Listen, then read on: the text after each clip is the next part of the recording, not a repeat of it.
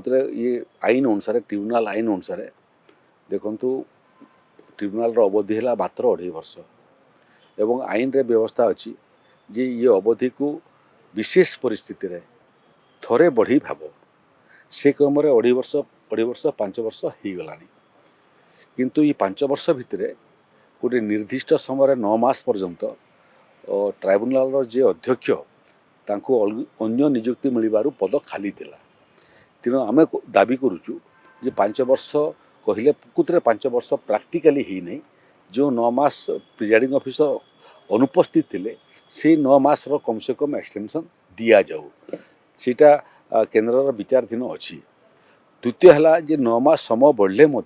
5 वर्ष रे आपण हिसाब करतु जदि सरकार गोटे साक्ष्य को उपस्थापना कले केवल ओडिशार 9 मास भितर ओडिशार समस्त साक्षी छत्तीसगढ़ समस्त साक्षी तापर टेक्निकल एक्सपर्ट ये समस्त साक्ष्य हाँपाई 9 मास हुए तो पर्याप्त हेब ना आउ संसदीय गणतंत्र रे ये सेंट्रल वाटर ट्राइब्यूनाल अच्छी वाटर ट्राइब्यूनाल तैयारी सुप्रीम कोर्ट अच्छी किंतु आम समस्ते भारतीय से माने भी भारतीय आम भी भारतीय संसदीय गणतंत्र गंडी भितर कथबार्ता करने आम निष्पत्ति करूँ से बाबद रे ये इंटर मिनिस्ट्रियल कमिटी अध्यक्ष से मध्य छत्तीसगढ़ मुख्यमंत्री सांगे वार्तालाप कर केंद्र सरकार सांगे आमर वार्तालाप एवं केंद्र सरकार को मध्य दिगरे टिके हस्तक्षेप करी मध्यस्थी होगापी आम परामर्श देचु चेष्टा करूँ जे ट्रिब्यूनाल रे विषय समाहित हवा पूर्व टेबुल रे आमने सामने बसिक केमती समस्यार समाधान आम करूँ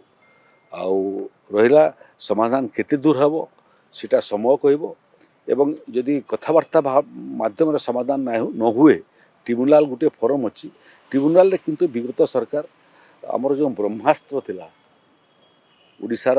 महानदीर जमी प्रभावित होता तार गति प्रभावित होता परिमाण प्रभावित होता एवं ओडिशार क्षति होता ताकू विधानसभा रे गोटे तत्कालीन जल संपद विभाग मंत्री एक दायित्वहीन मंतव्य देकरी कहले जे जिते बेरेज हेले मध्य छत्तीसगढ़ रे ओडिशार कोनोसी क्षति हो नहीं ये वक्तव्य को ही ब्रह्मास्त्र भाव में छत्तीसगढ़ व्यवहार कर आम विरुद्ध रे तार सत्वे भी से अस्त्र व्यवहार करतु अन्य अस्त्र माने भी आम खोजुचु आउ लड़े चलो ट्रिब्यूनाल चलो कथबार्ता चलो एवं केंद्र सरकार माध्यम चाप आम चलू।